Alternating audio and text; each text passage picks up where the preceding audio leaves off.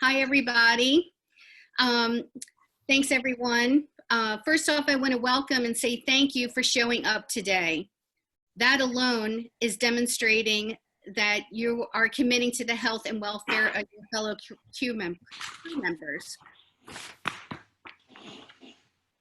I also want to thank the folks that have helped get the initiative started. Erish, DC Camera, for helping us get the initiative started and sponsoring these webinars. Mary Holland for all the wisdom and guidance she has given me over the past couple of weeks. And our guest today, Timmi Wolff, Wolff & Company Incorporated.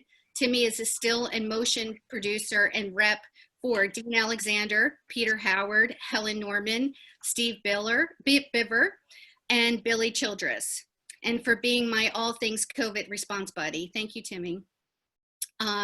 Dave O'Farrell, business agent, IATSE 487, and producer, first AD, and member of the PGA, DGA, and IATSE, Kurt Uebersax.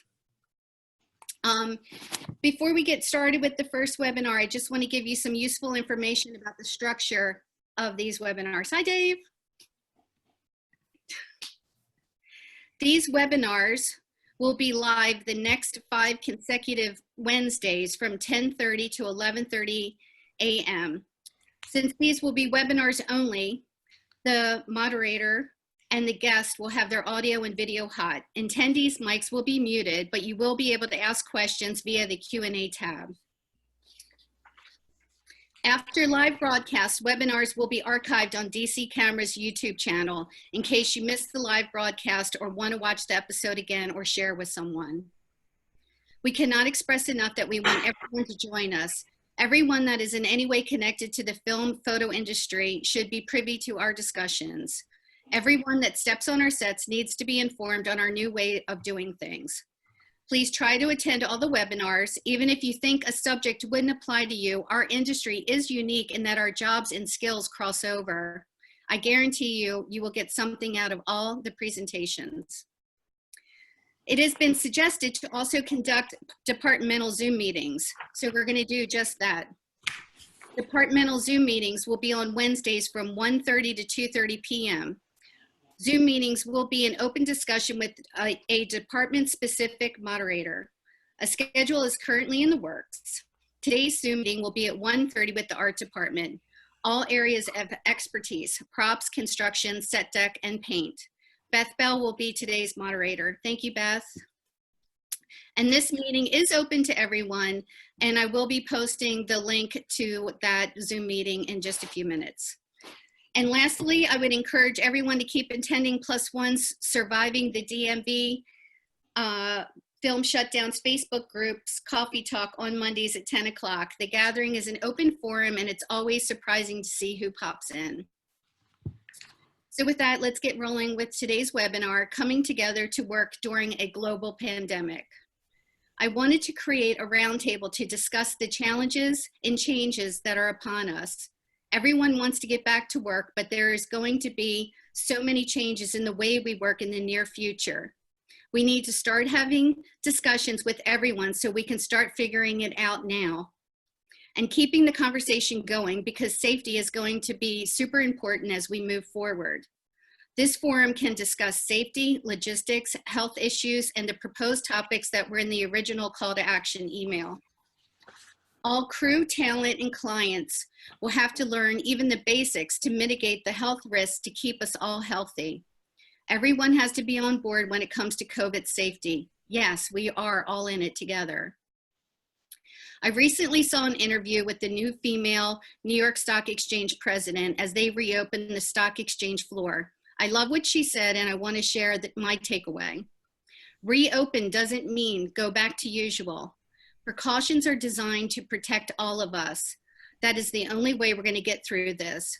Protective measures that are put into place are not designed to protect against a single case. They are designed to protect against an outbreak. It is not about your own personal comfort. It is about making sure that we are not contributing to the growth of the pandemic. The New York Stock Exchange is making everyone that has business on the floor sign a pledge, committing to following all the protective measures that are put into place. People are choosing to come to work at the stock exchange and agreeing to obey by the measures while they are present. We need the pledge to make sure traders follow the rules. She concluded, quote, "We are not forcing them to work, we are allowing them to work," end quote. So Dave, would you add your thoughts as our union rep when it comes to COVID and keeping our membership healthy and safe? Boy, that's a loaded, long question. How much time have we got? Let's talk about that. You know, it's going to come down to each and every one of us as individuals on the set to not only ensure our own safety, but the safety of others. I can tell you the talks with the studios are ongoing. They've already begun. It's not going to be a quick fix. There's a lot to go through. Hopefully, most of you or all of you have seen the document that was put out in conjunction with all the unions, the Safe Way Forward. If you haven't seen that, it's available online. I think if you just type that in, it ought to pop up on a number of sites. And we're just trying to put together a foundation of protocols in order to keep everyone as safe as possible. We're beyond the if portion of work starting up. We're into the when. We had a commercial shoot last week, and there's another one coming up, actually a documentary, where they're using small crews and they're following, you know, what are known best practices, masks, just social distancing, and small crews, which are probably going to be the norm for a while for commercials. If you've seen the Safe Way Forward document, you know, they talk about setting up zones and having 2 new positions on a production, a health safety supervisor and a health safety manager, who will be working in conjunction with the ADs, as well as the medics in the IA, but there is a lot left to work out. So, you know, it comes right back to everyone on this call. It's about being aware of your surroundings, being aware of the best information that's out there. I know this group has been sharing information. We've been trying to share information. And, you know, not only being safe ourselves, but I won't say policing, but, you know, being aware of what others are doing. I've already heard stories of non-union commercials where a crew was working, the masks were too hot for them, so halfway through they all took them off. That's not acceptable. You know, part of my job is, you know, it's always been organizing and enforcing contracts. Well, now it's a even bigger portion is going to be enforcing safety, enforcing these rules as they come together. And certainly as they become available, you know, we'll share more and more. But right now, that Safe Way Forward is a good basic document to get to know. And there's going to be more departmental specific rules and protocols that are going to come out. But you know, this document is written to protect everyone. It's, you know, it includes the DGA, it includes IA, it includes SAG-AFTRA, it includes the Teamsters, which is unprecedented. Yesterday, there was a call with the studios. I can't go into a lot of detail on it, but there was 191 individuals on that call because they're including all the studio mechanics locals, all the LA locals, New York locals. SAG-AFTRA had a number of representatives, DGA had their representatives on, the Teamsters had their representatives on, and it's a unified front to make sure that when we do go back to work, it's as safe as it possibly can be. Great. So the negotiation session will go with the AMPTP and then possibly the AICP before the final guidelines and standards. Is that what you're hearing? I would imagine the AMPTP guidelines will come out first, and there'll be a trickle-down effect with that. and you know, we'll be using, again, these are just foundational documents. You can't plan for every possibility we're going to run into on these sets. But you know, figuring out what the hierarchy is going to be, you know, giving the power to these health safety supervisors and managers that if there is something wrong with a location, with crew, all of that, that they can have the authority to stop production. It'll be tougher on commercials because naturally they'll be smaller and different protocols will have to be worked out with the AICP. And I'm sure the Directors Guild will be a huge part of that with the ADs as well as our medics. I also heard that IATSE members will get some kind of COVID safety training at some point. Have you heard about that or anything that you can add? Actually, yeah, it'll be industry-wide training. So there'll be a standard that will be set and it will be offered. DGA, SAG-AFTRA, IA, Teamsters will all be offered this training once it's put together. I can tell you every single union and guild has a number of experts who have been hired who are working with the ICAP, which is the West Coast Safety Labor Management Committee, to put this together. And once it's available, I'm almost certain it'll be made widely available, not only to crews on individual shows that want to take it, but you know, and any individual in the industry who's interested in taking it and seeing it. I know there's bits and pieces out there now. I don't discourage anyone from what is it, Safe Sets. I haven't looked at it yet, but I know that one's out there. Also, there's going to be a need, and I'm going to be encouraging our medics as well as locations people for that Hopkins tracing course, because tracing is going to be a huge part of any set safety, because if someone should unfortunately test positive, and there'll be multiple tests that'll be taken before anybody's, you know, sent away, and we're looking at ways to make sure people get paid when they have something COVID related, and it can even be within a family. So all of those protocols are still being worked out. It's you know, because it's such a large group of people, you know, it's just working towards the best possible goal. Yeah.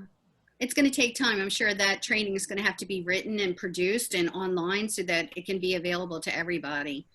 So yeah, but everybody's working as hard as possible to get it done as quickly as possible, because you know, there are productions in our region that want to start as early as July or August, and of course the commercials are beginning to slowly start back up. So you know, it's important that this get done as soon as possible, and everybody's taking it very seriously and trying to get it done in a timely fashion so that it's available for all. great.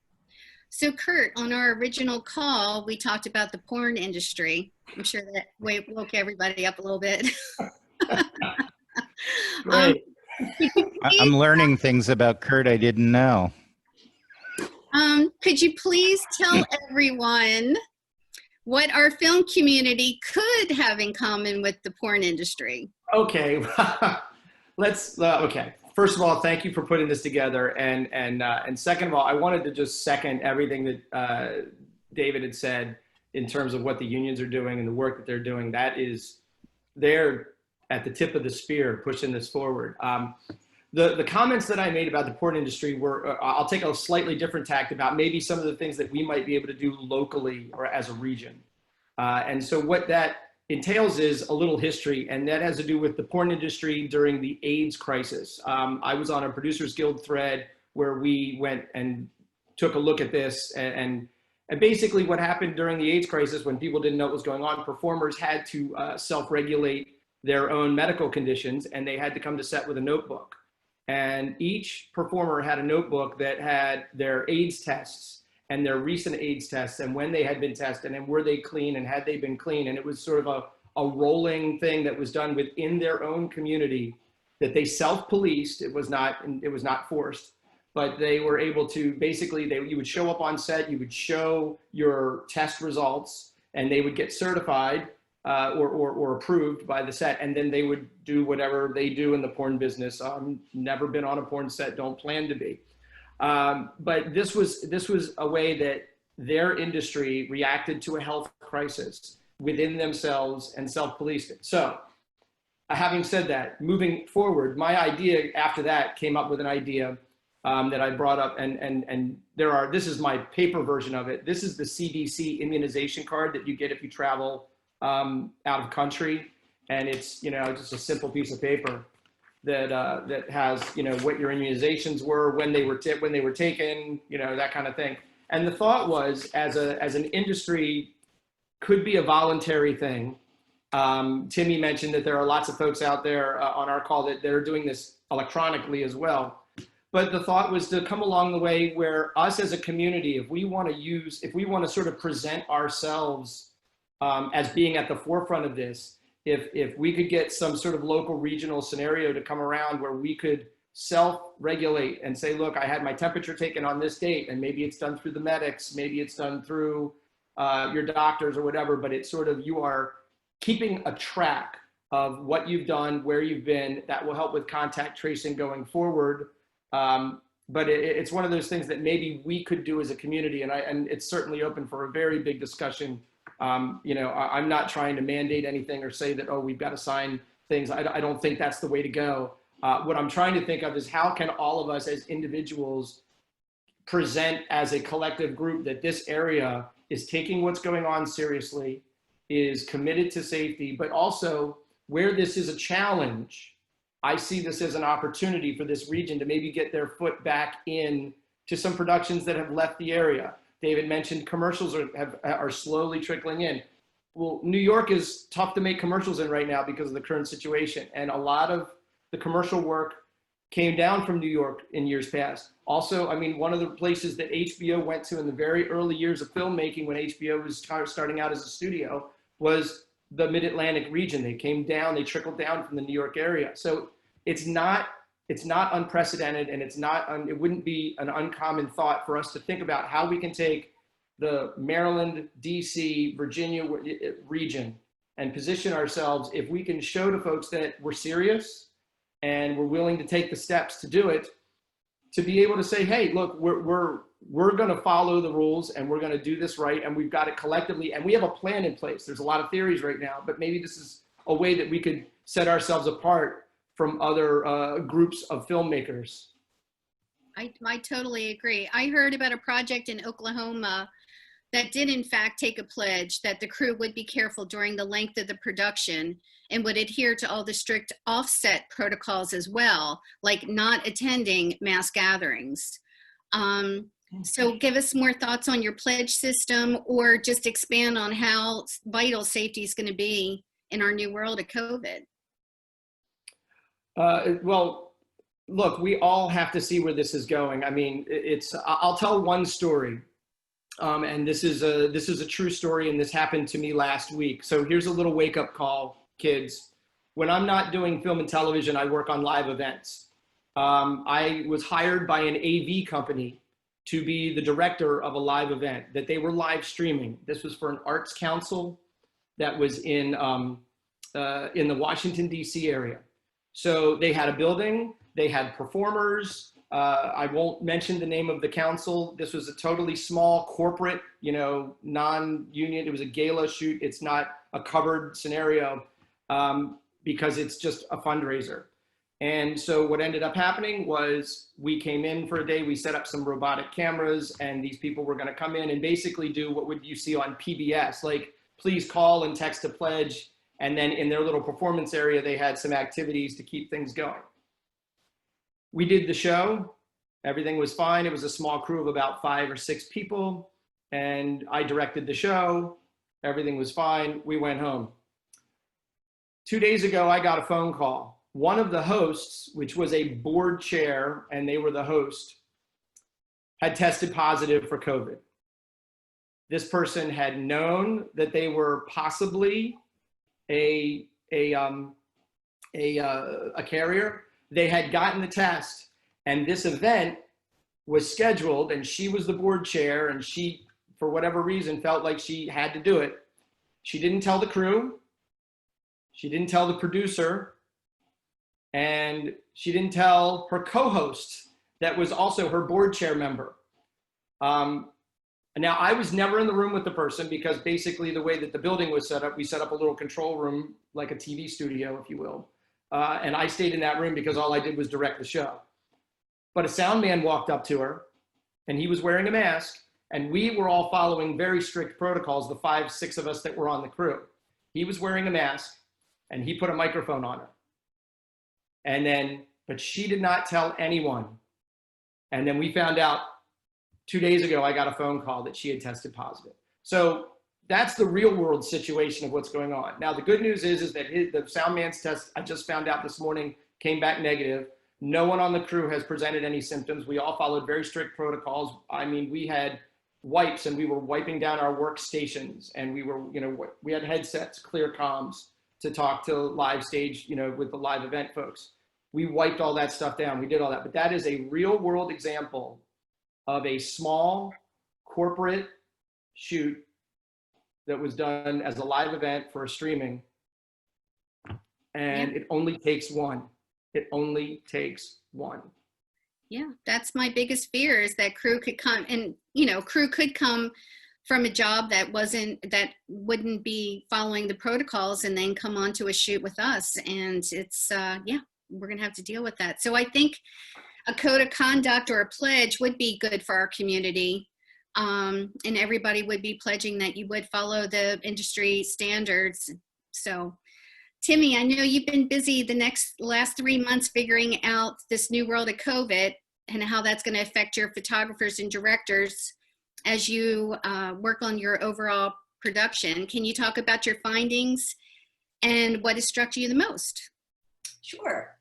I think what I'm finding at this stage, it is fluid and it's changing all the time, is I am mostly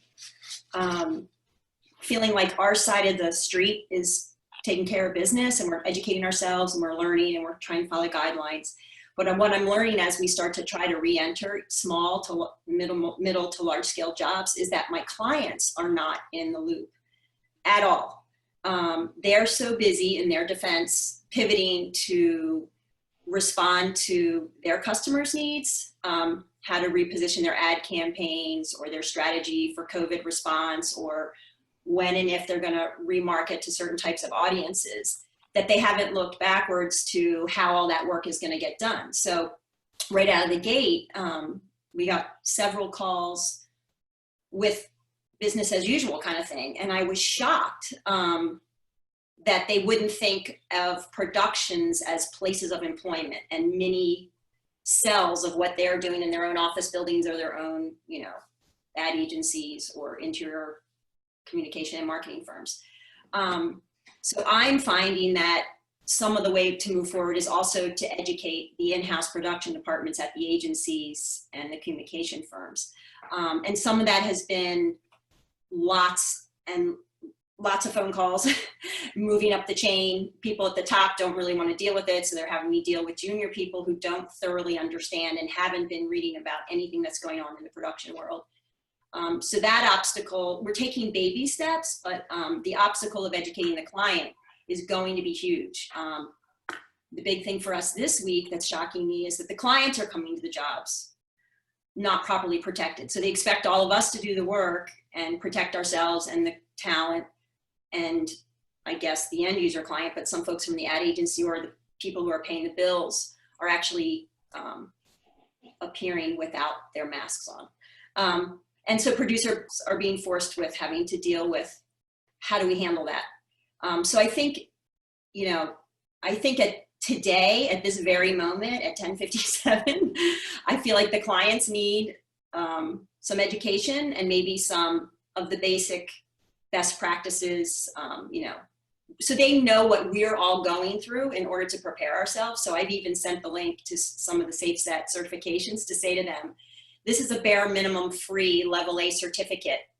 And here's a sample of the drafts for what we're in for moving forward. And they're totally like literally speechless. They haven't even had internal discussions about how they're going to move forward with production. So while we're all still figuring out, you know, the next steps and what's safest and most healthy, I think there needs to be a little bit of a push towards educating the clients too. So that's where we are right now.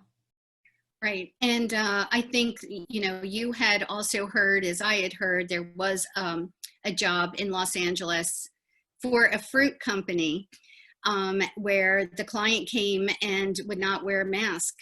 And there was a lot of discussion, buzz on the internet about that. I know you were on a call recently about the same scenario, right? Can you tell us about what everybody was talking about and what their conclusions were after hearing that, and kind of, you know, what they would do if they were in that situation? Yeah, so what we've done is we've added a line to our policies and procedures that we're expecting the clients to sign before they attend one of our productions, that now says, is it expected you will follow our policies and procedures, or you will not be allowed to attend the shoot in order to keep everybody safe. And if they don't, they need to know before they come. And if they choose not to sign it, we will stop working if they choose to enter, or we won't allow them in. So it's getting sticky, you know, but I think it's a matter of a few stories will get out there and things will change and people will understand and become sympathetic, or, you know, compliant, I guess, is the real thing. And you had said that on that webinar that you were on, the other participants in the webinar chimed in to say, we will shut it down. Yeah. Things get well, correct. some didn't hesitate without, you know, the producers were said, if that was my set, like without hesitation, we stop or they leave. But others were conflicted because the people paying the bill are the people entering the building, and they are going to decide how it's going to roll. Right. So we unanimously have decided as a unit that we will stop. I mean, it's a no-brainer. If everyone else is following the rules, then they should too. Well, I know that one of the biggest challenges to producers right now is getting insurance, and how all that insurance is changing and what's it going to cover and what's it not going to cover. So you guys are jumping through hoops to get insurance, some kind of insurance, and then the client shows up and refuses to wear a mask. They are bringing on the liability. Mm-hmm. Yeah, insurance is a whole nother webinar. Yes, it certainly is.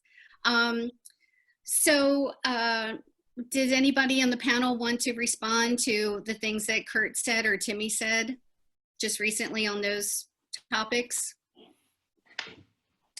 I'll just add one little scenario here too, just to sort of back up what Timmi and David said. There's another hidden enemy here in terms of what we're working on, and that is time. I know this is going to sound a little weird, bear with me. As an AD, we have to keep the time on the set. How much time for the shot, how much time before lunch, how much time before the sun goes down, that sort of a scenario. There's tremendous pressure from above that you make your day, that you get your shoots done, that you finish on time, that you don't go into overtime, all these other things. I think one of the things, and this is going to Timmy's point, the clients aren't going to understand that things are going to take longer to get done.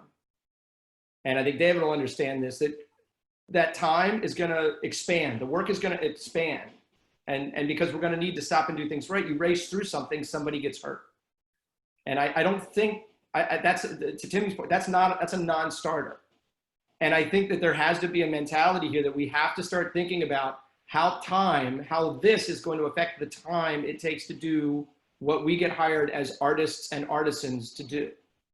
And, you know, every department is important. If it takes more time for the makeup department to put makeup on someone because of COVID, we have to allow that. If it takes more time for the camera department and the lighting department to do their jobs because they have to make sure it's safe, we you know, if it takes extra time to rig a stunt, nobody says a thing. But we have to start thinking about COVID and the time it takes to set a show up correctly and run it correctly. And I think that's going to be, there's going to be pressure. There's going to be people from the outside pushing in get it done, get it done, get it done. And I think that's a mentality that we're going to have to overcome as a group, as an industry.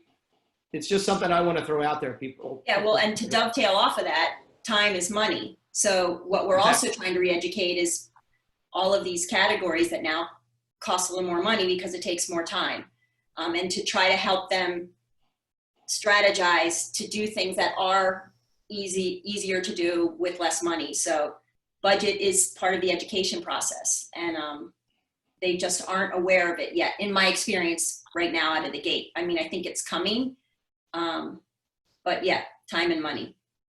Going to be huge add-ons. I think it's also going to be important to educate the clients and producer, that pre-production's key.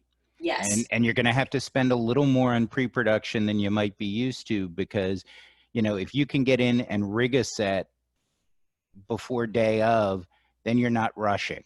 If you can get in and have the day planned out as well as possible, and look, there's no normal doesn't exist for us. Mm-hmm. But if you can plan a day as well as possible and get things done ahead of time with the rigging, with whatever setup, and it's harder on locations because of, cleaning issues and those kind of things. But if you can get that done, that makes your day better when you're actually, there shooting with talent, trying to get, what you're trying to get. So it's going to be a lot of education and building in more pre-production time for the planning, as well as, getting some of that basic work done. Because if a rigging crew can go in so that the shooting crew is just tweaking the set, there's some of your time savings, there. Yeah, it costs you a little more in the front, but overall, you're not pushing to try to get your day. You don't have people running around, doing things maybe not in the best possible way because they're just trying to get it done. Right. Well, I've heard it's going to cost between 20 and 30% more to put all these things into place. And also, yes, it is going to take more time, and we're going to definitely see much more pre-production, because we're going to need to, whether that's leapfrogging, like you said, we have set dressing in, they finish, then you have lighting come in, camera come in. And then also too, it is taxing wearing a mask all day. So we're going to have to schedule in some breaks during the day that people can just get away from each other, get our masks off, breathe in some fresh air. And that's probably going to have to be scheduled in too. But also too, I mean, we think about, how detailed our work is, and just it's daunting to think of all the changes and new ways of doing things. And also too, we have to learn to change our brains. We are all very talented in our respective fields, but now we have to have this other safety measure put into place and figuring it out. And that's why I felt it was important to start doing these webinars, so that we can start having the discussion now. Because if Timmi winds up having a job in 2 weeks and we're all showing up, at least we'll have some understanding of what it's going to need to take to do what we're going to need to do, and figuring it out. Well, and on the upside, I think it's something that all of us who have spent time in production will appreciate. We'll finally be able to tell the client to go away. Well, remote video village will be one of our topics very soon. So, and figuring that out, and possibly these folks are not traveling as much, or are being there, or it's very limited. I mean, it was just getting to the point, my last couple big jobs, I mean, we've had 20 clients. It's a lot. Well, I've been hearing too that this is an opportunity we were all working at an unsustainable rate, like a lot of things going on in the world, and COVID is a result of things that are unsustainable. So it's allowing all of us together to refocus on how to work sustainably and safely, 10-hour days again, breaks that are reasonable, proper preparation, proper hygiene, for goodness sakes, regardless of COVID. So I think that's also the silver lining in some of this, back to, what David was saying. Did anybody want to say anything else at this moment? Because if not, I'm going to go through a couple questions on the Q&A for everybody. Okay, great. Let me just, I haven't had a chance to look at this yet. So just things that are just popping up right on my screen right away. One question is, who are the people claiming to be COVID supervisors having taken something as basic as the Ridgeway class? Well, Timmi and I took the Ridgeway class about 3 months ago. I would say that that was very, very limited information. We took the course, it was $100. I think that was way too much money to pay, but at the time we were trying to get as educated as possible, and that was the first thing that we came up with that we did take. I wouldn't really, Timmi, would you suggest that course? Now with the new SafeSet one, it's way more organized and, right, you know, it's the same thing. Yeah. So what Dave was saying earlier, there is a course that's online that's called, it's from SafeSets International. It's the free COVID-19 production SafeSets course. I would suggest that everybody take it because we need to have some kind of, a little bit of education, all of us, as to what's going to happen. So that's a free course, and you do get a little certificate after you complete it. It takes about 30 minutes. I've also sent that link to some of my clients that are trying, like agency producers that are trying to get into the know a little bit. And I've asked them to just take it and see how much they really know and what their small expectations would be within the departments. And that's been pretty helpful. So I would even say if anybody's bumping up against someone who's resisting everything you're trying to share and educate them with, have them just take the course, because then you have somebody behind you. You've got somebody who's got your back on a national scale. Right. And I can say for the health and safety supervisor and the health safety manager type positions they're talking about, there's going to be much more extensive training needed, and all of that is being figured out. So, you know, nothing is set in stone yet. So, you know, this set safety, their safe sets is a great basis just for people to have as knowledge, but the people who are going to be overseeing it, are a lot more is going to be required of them. And I'll use this to lead in. I saw a question earlier. Somebody was asking about when I brought up the Hopkins tracing class.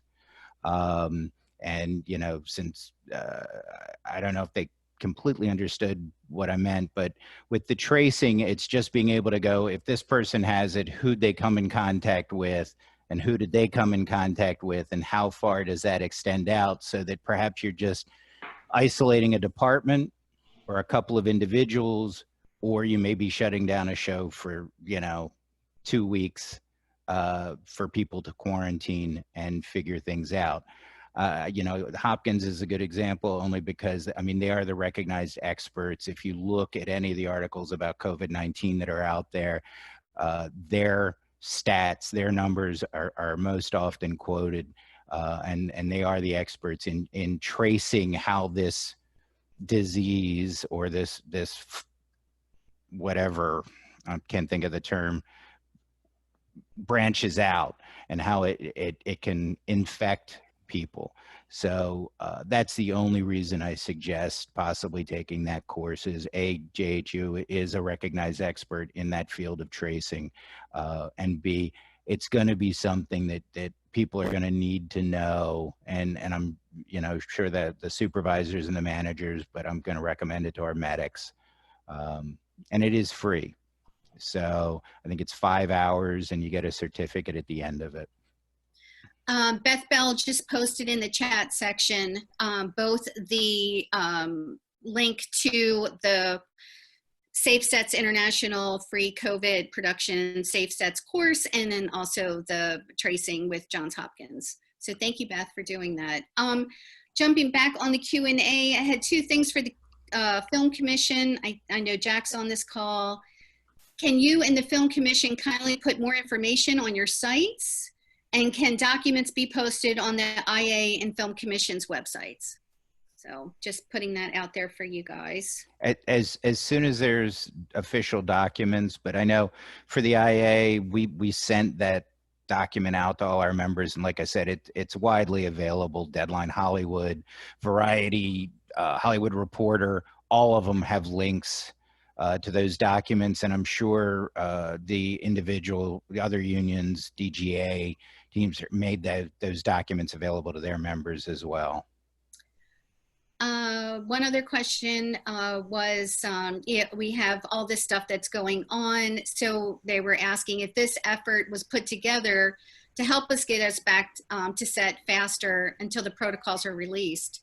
Well, I guess so, a little bit, because things may happen before, and things are happening. I know that there are some bid requests out there. So yeah, we're just trying to get as much information out in case you were to have a job before these protocols and procedures are released. Right. So I'll speak to that just for a quick second, because I'm trying to look at this as an opportunity, and that's one of the reasons why when Caprice asked, I was happy to jump on and do this, because like David mentioned, the negotiation with the studios is going to take time, and working out these protocols is going to take time. And we are largely a freelance-based group. I mean, we are all individual folks. Like we count our jobs by how many days a month we get, or whether or not we're picked up for a season. I mean, that's just the nature of our business. And sometimes it's hard collectively to think regionally or larger with how we can do things. But this is one of those things where I see this as an opportunity. I mean, Atlanta has issues right now. New Orleans has issues right now. New York City has issues right now. What can the DMV, what can the Mid-Atlantic do? Well, if we all do a little bit ourselves to get ourselves personally ready, we're going to need for the unions to take the leads with the studios, and we're going to need to follow those leads. We're not going to be able to jump into production until our unions tell us to do so, and that's fine. But personally, and that's kind of why I wanted to rally this, is to say, what can I do personally? Well, I can follow the protocols. I can get myself educated. I can encourage other people that I like to work with to do the same, and do that and create that, because as much as we are freelancers, we all know who we work with and where we work with in this connection. I mean, we're all, that's how departments get built. That's why it's a department head and a best person, because that's where it comes from. And you work with those people that you work with because you want to work with them. So I encourage everyone to do what they can individually to talk to their peers and talk with their folks, just like we're doing right now. This is sort of a call to arms. What can we do individually that will hopefully get us in a prepared position so that when the flag drops and they say, okay, we figured it out, we can say as a region, we're ready to go, as opposed to another group. No disrespect to any of our brothers and sister filmmakers anywhere else in the world, but what can we do to say we're ready, and maybe we're a little ahead of the game because we're talking about it now and thinking about it now about what I can do. Absolutely. That's why I wanted to start this initiative, because I think we can market ourselves that way. Absolutely. It's an opportunity. And that exact point goes back to what I said earlier about it's about personal responsibility, but it's also about that willingness that if you see someone who is not taking it seriously, and let's face it, with crews, there are going to be people, actors, crew, teamsters who don't take it seriously. We've got to be in a position where we know we can go to them or go to someone, the ADs, the medic, whatever, and have that taken care of. Because, as everybody knows, masks are not so much for protecting you, but they're protecting others from you infecting them should you have it. And they're I used that example earlier, the commercial that took place, I think, in Virginia Beach, where halfway through they took off the mask. We can't stand for that. Yes, maybe, as far as I know, no one got ill on that particular shoot, but all it's going to take is one shoot with someone getting ill, and it's going to be tons of bad publicity because it's going to get talked about, but it's going to set everybody back. So it's being responsible for yourselves and those around you, because, you know, especially with commercial crews, you know, we all know, and it's been going on for as long as I've been doing it, which is a long time. You have a tight group of people. You generally work with the same people every time. So there's a level of comfort where, oh, it's so-and-so. So you can't think, oh, well, that's so-and-so, I've worked with them for 20 years. You know, it's okay. It's not going to be okay until we get to a vaccine and we get to a level. You know, they keep saying people are talking about the second wave of this. And now what they're going is, why are you talking about the second wave? We're still in the first wave. Yeah. So it's getting as much knowledge on every level and sharing whatever information we can, but it's that responsibility to yourself and others that it's just, we all have to step that up a notch or two to make sure that everyone is working safely. Yeah. I have two questions here. Will probably the COVID supervisor position be exclusively union? Do you think that'll be an IATSE position, or do you think that'll be a production position? And also someone's bringing up the whole COVID liability waivers. Well, hopefully it's an IA position, but all that is still being discussed because it's a new position. It has to be negotiated, and it'll work the same way with not just the MPTP, but the AICP, and even the low budget term agreements that are signed. But all of that is being worked out. As far as the waivers are concerned, we're telling all our members, don't sign the waivers. It's the employer's responsibility to make it a safe set. It's not, and so for them to, you know, not be liable for something on any level. Doesn't matter if it's this or some other partner. If you've noticed, I've seen one of the waivers where it was just a blanket, you know, yes, it was about COVID, but it was also about any other possible injuries. So we tell our members, do not sign any waivers of employer responsibility. You know, if you can show negligence, there's always ways around waivers, but there have been no waivers that have been approved by the IA anywhere that I'm aware of. Oh, wait a minute. Okay, I'm just switching over from the Q&A to the chat because some people have put some questions in the chat, so I'm just kind of glazing over that for a second. Kurt, can you, you know, just take the discussion somewhere while I look through these chat questions? Sure, I can tap dance. No, well, I would like to concur with David about liability waivers. I don't think that it's us as employees. I don't think it's our responsibility. So I'm in agreement with that. It doesn't mean, again, to the personal responsibility thing, that you can't do everything in your personal level best to do that, to get yourself prepared. You know, everybody's in charge of their own person, but that doesn't mean you have to sign a waiver. I have a topic. I'll throw this to David just real quick because I think this is a topic for another discussion.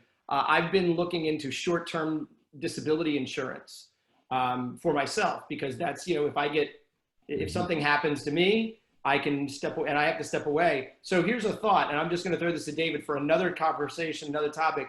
I would love to see the payroll companies start carrying short-term liability insurance like they carry workers' comp policies, and have the producers pay for them as a possible way to deal with this situation. Just throwing that out there for you. You may have heard something about it, or maybe they've talked about it.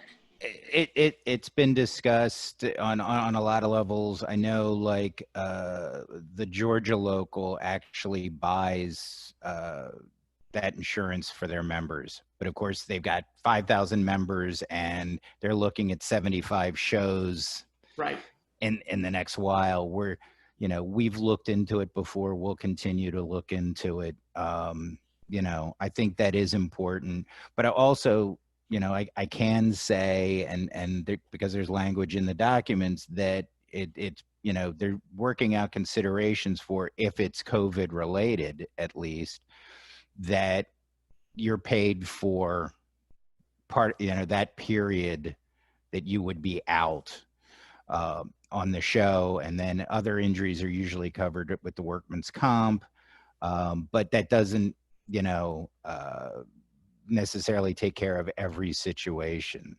So, yeah, that's a concern that's being looked into. It's been looked into for a while, and hopefully we'll come to some kind of. It's something we've also asked of the benefit funds to include that as part of a coverage. So that, yeah. Yes. So one question was brought up. It's a locations question, so it's near and dear to my heart. We're already challenged on a location with room. We're already, we ooze and take up so much space on just a normal production. If we need a modest house for a commercial, we're in a big house and we take every bit of real estate. And in the summer, we're lucky enough to be able to ooze outside. But now with all the social distancing that's going to be put into place, and how we're going to have to kind of leapfrog around each other, the space is going to be more important than ever. I'm hoping that clients and creatives will keep that into consideration as they're writing scripts and not give us these things that we can't execute, are going to be difficult to execute. I hope it would start with the script. But, I have, for the past 3 months, since March 17th, walked this through in my head as to, how we're going to go about shooting on location. Stage work might be a little bit different. But, just in my scouting, I'm already thinking logistics as I'm scouting, parking, where all the departments are going to, live for the day. And now that's going to be even more crucial and difficult. Does anybody Kurt, you want to touch upon that? You're right. Yes. Well, it is a challenge for this region. The reason why people come to the Mid-Atlantic area is for the locations. They don't come here for stages. They can stay in the major cities and the major filmmaking cities to do stage work. They come here for the locations, whether they need a second unit in DC or Maryland or Virginia or a combination of the areas.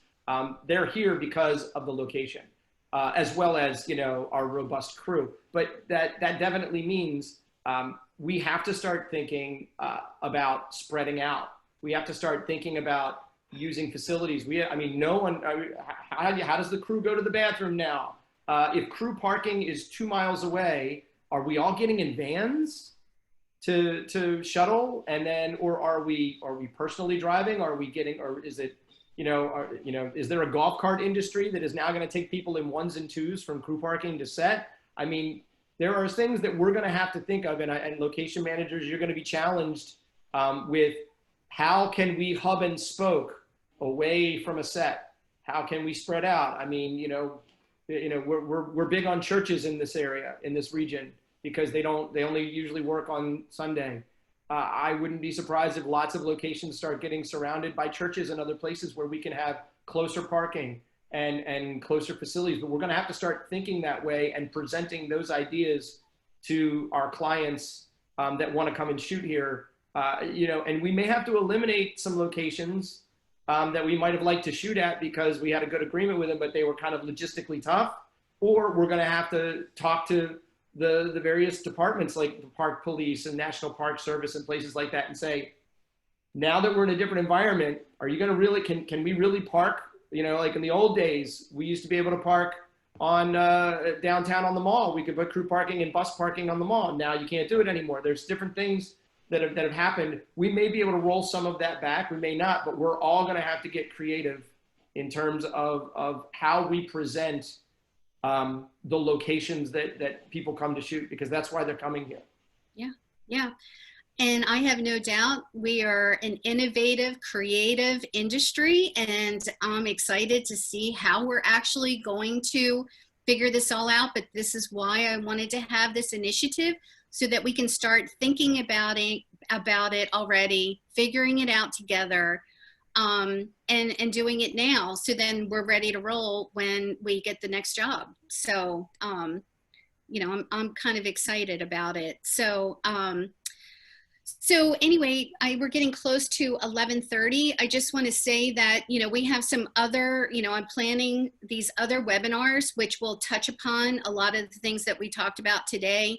I'm hoping to do one next week talking about the COVID supervisor, because that person is like our mystery person and everybody's curious how the COVID supervisor and the manager and disinfection is going to work. I want to do another one about locations, about, you know, how we're all going to work together and how the zones are going to work. There's another one where we'll, I'm hoping to do one called Ask the Producers, so we can bring up some of these questions that were brought up today. Another one I'm hoping to do in 2 weeks, How You Did It. Steve Blair has a job coming up in Pittsburgh, and he's open to be on the panel so that we can ask him questions of what worked, what didn't work, what did you do, how did you handle this? And then also doing another one with the vendors, +1, DC Camera, Series Grip and Electric, to talk about checkout procedures, disinfection, if we have to have deliveries on set, how that's going to work, and then also doing these departmental specific Zoom meetings where everybody can come together and ask questions and work things out on the afternoons from 1:30 to 2:30. So that's kind of how I'm seeing this shaping up, and it's a work in progress. And so more information to come, and please pass this information on to everybody. It's very important that we include everybody, vendors, PAs, in this conversation so that we can all stay safe when we get back to work. Does anybody want to have any closing thoughts or silver linings to present? I got you. Well, I think it's great. Thank you for getting everybody together and taking the initiative to start the initiative. Thank you, Timmy. I appreciate that. Wow. Well, And go ahead, Dave. No, the only other thing I was going to say is, you know, as far as testing is concerned, they're still figuring out, because, you know, the nasal is the most accurate, but they're trying to figure out how often you need to do that. And some of the other tests, and they'll be, you know, there can be false positives there. So, you know, they talk about retesting. So I think somebody had a question down in the question there about that. So I just wanted to touch on it real quick. But, you know, this is all new territory for everybody. So, you know, we're all going to figure it out. We're going to figure it out together, and we're going to figure it out, you know, some of it as we go along. So, you know, just be safe. Yeah.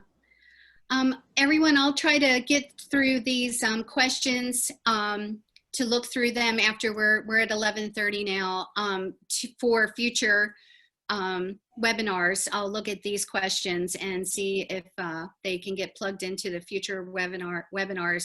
And please join the art department today at 1:30 with Beth Bell to discuss more department specific, how you're going to figure more department specific Zoom meeting at 1:30, and that link is on a couple of different places. So the Surviving the DMV Facebook group, the link's there. So thanks everybody. I appreciate everyone joining in, and I hope you can join us next week. Thanks, Caprice. Thank you for doing this.